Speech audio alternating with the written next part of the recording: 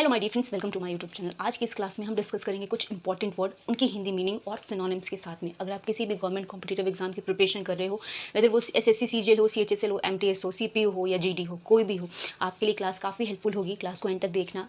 अगर अच्छी लगे, समझ में आए तो वीडियो को लाइक और चैनल को सब्सक्राइब जरूर करना। विदाउट वेस्टिंग टाइम अपनी क्लास को स्टार्ट करते हैं।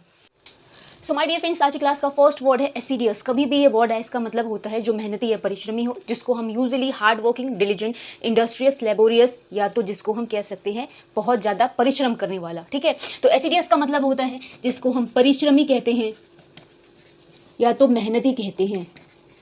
ठीक है, अगर इसका अपोजिट करूं तो जो लेजी हो, इनएक्टिव हो, डल हो, जो निष्क्रिय हो, जो काम ना करे, वो होगा। तो कभी भी ये वर्ड है, याद रखना। नेक्स्ट वर्ड है मीरियड। मीरियड का मतलब होता है काउंटलेस, या जिसको हम न्यूमरस कहते हैं, यानी बहुत ज़्यादा जो होते हैं, जिसको मतलब कहते हैं ना कि अनगिनत है, बहुत है, अनेक है, तो वो मीरियड है। ठीक है, तो मीरियड का मतलब काउंटलेस, न्यूमरस, जिसको हम अनेक कहते हैं या असंख्य कहते हैं हिंदी में। अब देखो, नेक्स्ट वर्ड है रेटिसेंट। एंड इंपॉर्टेंट वर्ड है। रेटिसेंट का मतलब जो काफ़ी चुप रहने वाले स्वभाव के हो, जिसको हम टैकीटर्न बोलते हैं। ये जो वर्ड है टैकीटर्न, ये भी बहुत इंपॉर्टेंट है। वन वर्ड सब्स्टिट्यूशन में भी ये यूज़ होता है, जिसको हम हैबिचुअली साइलेंट कहते हैं। जो कम बात करे, जो हैबिचुअली साइलेंट रहे, वो टैकीटर्न या रेटिसेंट कहलाते हैं। और यूजुअली तो हम साइलेंट बोलते हैं, यानी कम बोलने वाले के लिए हम यूज़ करते हैं। अगर मैं इसके अपोजिट की बात करूं तो आप इसको टॉकेटिव कह सकते हो या चैटरिंग कह सकते हो। जो बहुत ज़्यादा बोले वो इसका एंटोनिम है। तो रेटिसेंट का मतलब स्वभाव से जो कम बात करे। उसके बाद है लश। एंड लश वर्ड के दो डिफरेंट मतलब। लश एक एडजेक्टिव वर्ड है जिसको हम विशेषण कहते हैं। लश का मतलब होता है जो चीज़ें रसीली हो, जूसी हो, उसको भी कहते हैं। एंड लश का मतलब प्रोफ्यूज, अबंडेंट, या जो चीज़ें बहुत अधिक प्रचुर मात्रा में हो या बहुत अधिक मात्रा में हो, वहाँ पर भी हम लश यूज़ करते हैं। ठीक है, तो जो चीज़ें लग्जेरियंट हो, जूसी हो, यानी आप एक तो इसको रसीला कह सकते हो, या एक जो बहुत अधिक या प्रचुर मात्रा में जो चीज़ें हों, उसके लिए भी हम लश वर्ड का यूज़ करते हैं। नेक्स्ट है स्प्राउट। एंड स्प्राउट आपने देखा होगा, जैसे कोई भी एक सीरियल है, यानी अनाज है, जैसे हम बोलते हैं ना कि स्प्राउटेड मूंग है या स्प्राउट है, तो स्प्राउट क्या होता है, जो अलग से एक डेवलपमेंट होती है किसी भी सीड में, वो स्प्राउट कहलाता है। स्प्राउट का मतलब ग्रो करना या डेवलप करना, जिसको हम उगना या बढ़ना कहते हैं। ठीक है, तो स्प्राउट वर्ड का मतलब ग्रो या डेवलप है, जिसको हम क्या कहते हैं, उगना या तो बढ़ना, ग्रो करना या तो डेवलप करना। नेक्स्ट है बेस।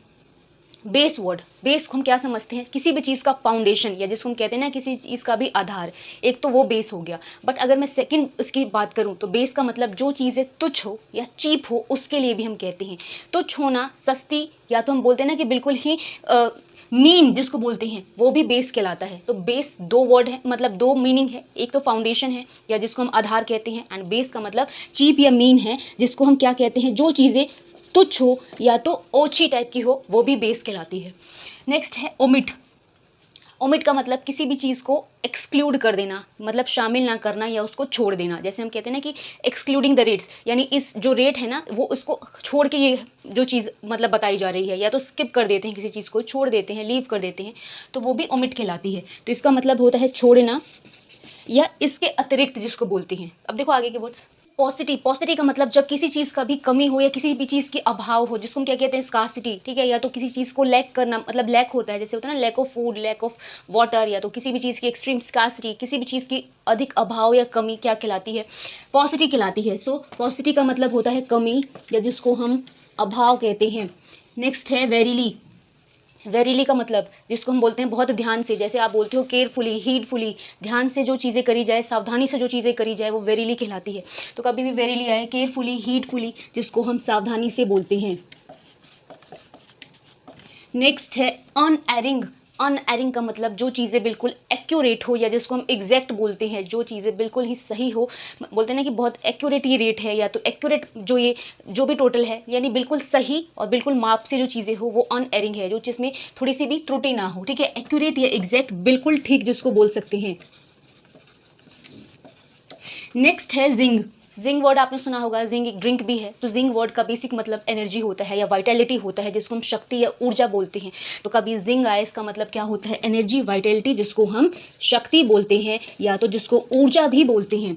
नेक्स्ट है येल। येल मतलब शाउट करना या स्क्रीम करना कहते हैं, चिल्लाना जिसको बोलते हैं। यूजली क्या कहते हैं, डोंट शाउट, चिल्लाओ मत। येल भी हम इसीलिए यूज़ करते हैं, चिल्लाना किसी पर।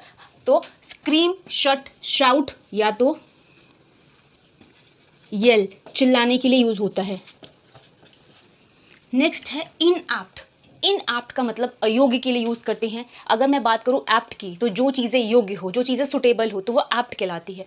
एंड इनएप्ट का मतलब अयोग्य कहलाती है। जो चीज़ें अनफिट हो, अनसुटेबल हो, वो इनएप्टीट्यूड या तो इनएप्ट कहते हैं। सो कभी इनएप्ट आए, अनसुटेबल, अनफिट, या जिसको अयोग्य बोलते हैं।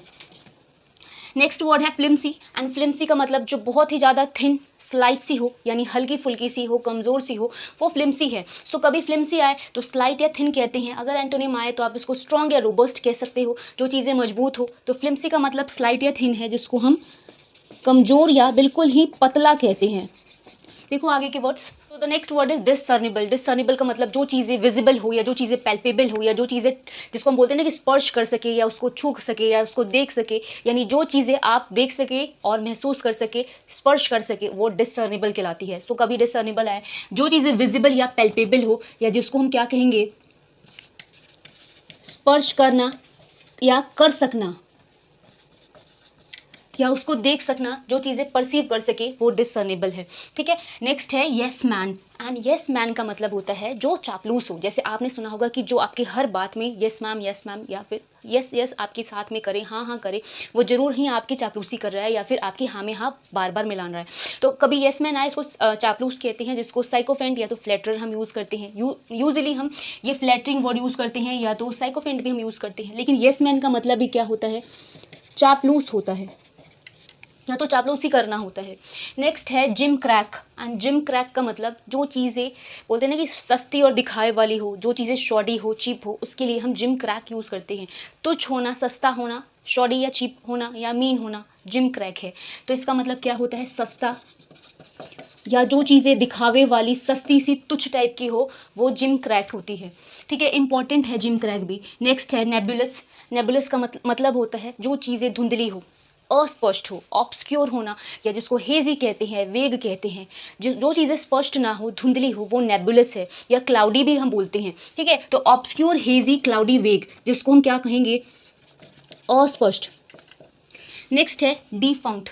डिफंक्ट का मतलब जो चीज़ें पुरानी हो गई हो, या फिर आउट ऑफ फैशन हो गई हो, ऑब्सोलीट हो गई हो, आउटडेटेड हो गई हो, यानी परिचलन से बाहर की जो चीज़ें होती है, वो डिफंक्ट कहलाती है, यानी पुरानी या तो परिचलन से बाहर।